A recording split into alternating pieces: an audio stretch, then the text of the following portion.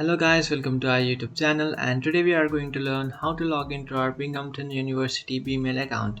So let's get started. So if you want to log into your Binghamton University Bmail account, what you can do is just open up your browser, and after opening up your browser, in search bar you can search for Binghamton University Bmail login.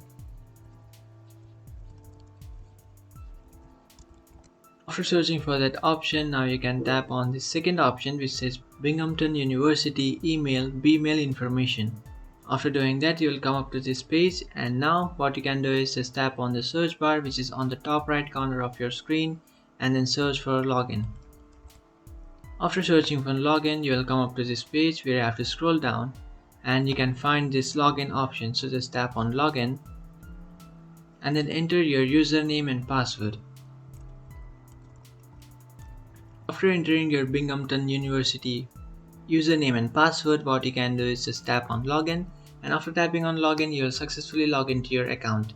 So that's it guys, this is how to log into your Binghamton University Bmail email account. If you find this video helpful, don't forget to like and subscribe to our channel.